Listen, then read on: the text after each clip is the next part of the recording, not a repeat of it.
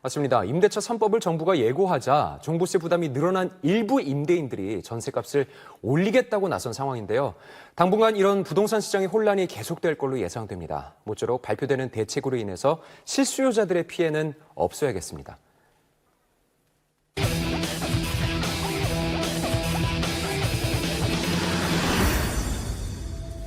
노래 듣는 건 기본이고요. 사진 찍고 은행 업무 보고 건강관리까지 하죠. 게다가 스피커도 많이 쓰고 노트북, 이어폰, 시계, 체중계. 차 거추장스러운 케이블이 없으니까 휴대도 편리한데요. 요즘 안 쓰는 사람이 없지 않을까요? 거의 다 쓴다고 봐야죠.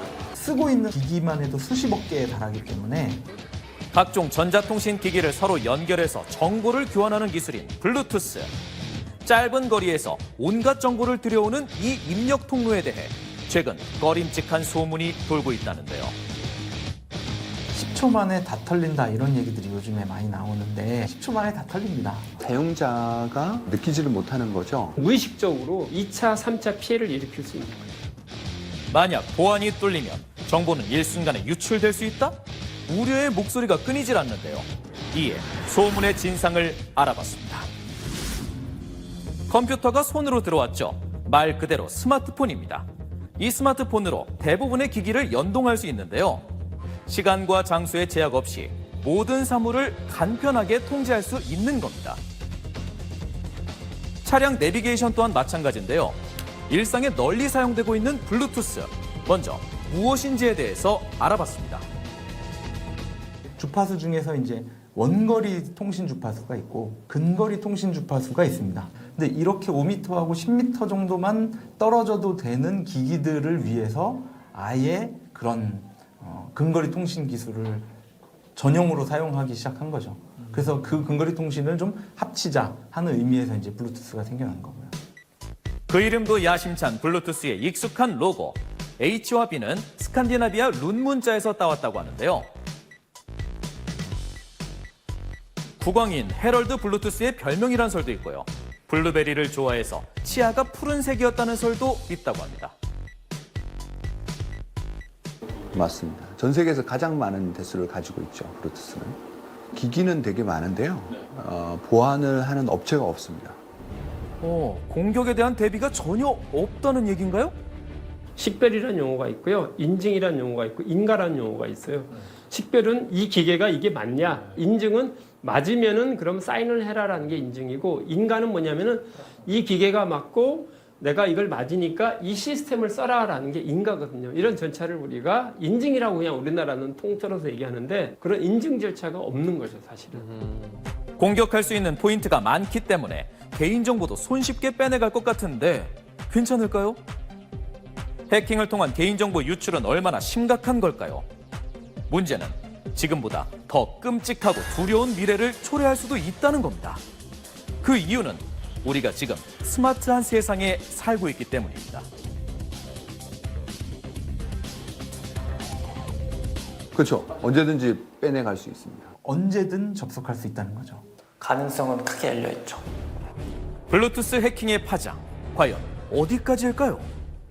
애초에 일단 보안을 설계하고 만들어진 게 아니라 편의를 제공하기 위해서 만들어진 프로토콜이거든요. 그 편리함 때문에 오히려 보안에 취약한 결과들이 나옵니다. 와이파이는 내가 설정을 해야 되잖아요.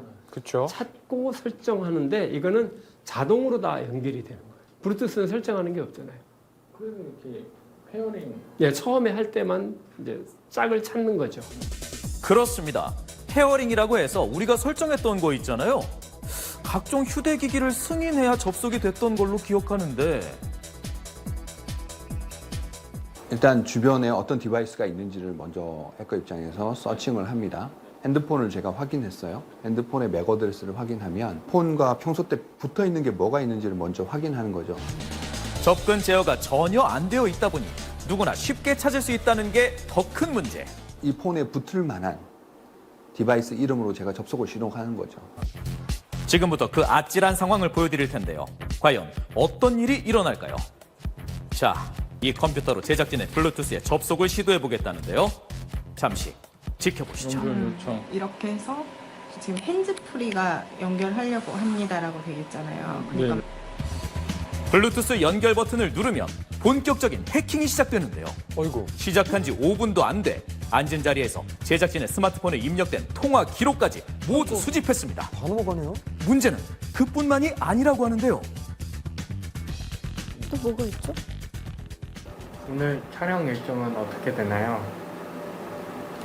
오늘 편집 일정은 어떻게 되나요? 오늘 촬영 일정은 어떻게 되나요? 야, 이거 진짜 보안이 취약하나. 네. 뭐 신규 차량이든 아니면 내 차에서도 저도 그런 경우가 있거든요. 아, 핸드폰이 왜 갑자기 연결이 안 되지? 그러면서 이제 차량을 등록시키는 경우들이 꽤 있으시잖아요. 그렇죠. 그럼 해커들은 이제 옆 차에서 보고 있다가 다시 인증 메시지를 계속 보내는 거죠. 차인 것처럼. 이 핸드폰에 접속하겠다고 했던 디바이스가 차인지 옆 차에 있는 해커의 노트북인지 구분을 못 하시는 거죠. 누구나 마음만 먹으면 언제 어디서나 내 정보를 빼갈 수 있다는 겁니다. 편리하지만 한편으론 위험천만하죠. 이런 걸 가지고 2차 공격할 수 있는 정보들까지 개인정보를 얻다가 판다거나 혹은 그걸 가지고 이제 범죄에 악용되는 경우도 있죠. 대포폰 뭐 이런 것들 가입 이런 것들도 실제로 그 사람들의 개인정보가 유효한 거다 보니까 쓸 수가 있겠죠. 또 한 가지는 누구도 이것에 대해서 책임지려고 하지 않기 때문인 거죠. 블루투스가 잘못됐다고 해서 자동차 제조사한테 뭐라고 해야 하는지 핸드폰 제조사한테 뭐라 해야 되는지 기본 인프라지만 디바이스에 각각 존재하기 때문에 누구의 책임도 아닌 네. 그런 상황이 만들어지고 있는 거죠. 결국은 블루투스 보안에 대한 책임은 사용자가 온전히 다 가져가는 그런 상황입니다. 편리함을 위해 사용하는 블루투스가 해킹을 당하는 순간엔 내 개인정보를 유출하는 매개체가 되는 겁니다. 보안이라고 하는 게 주인이 편리하면 도둑도 편리하고 주인이 불편하면 도둑도 불편합니다. 그냥 귀에 끼거나 손에 쥐거나 하기만 해도 작동하는 이런 편리함을 위해서 블루투스를 많이 쓰거든요. 그런데 그 과정 중에 어떠한 보안 관문도 없습니다. 그러다 보니까 내가 쓰기 편한 만큼 남들도 들어오기가 쉽다는 거죠. 한번 페어링을 해놓은 기기는 제가 특별히 설정에 들어가서 삭제하지 않는 한 그 기기는 계속 등록이 돼 있고 등록이 돼 있는 동안은 계속 자동으로 페어링 될 수 있다는 거죠. 사생활을 스스로 지켜낼 수 없을 만큼 해킹 기술은 빠르게 발전하고 있습니다. 우리는 어떻게 사용해야 안전할까요? 사용하지 않는 위치 정보, 사용하지 않는 블루투스 그런 걸 갖다가 다 가능하면 삭제하시는 게 좋죠. 필요할 때만 써라. 필요하지 않고 쓰지 않을 때는 블루투스를 꺼놔라. 이게 가장 큰 사용자가 지켜야 될 블루투스 보안 수칙이라고 보시면 될 것 같아요. 딴 거 없어요. 안 쓸 수는 없잖아요.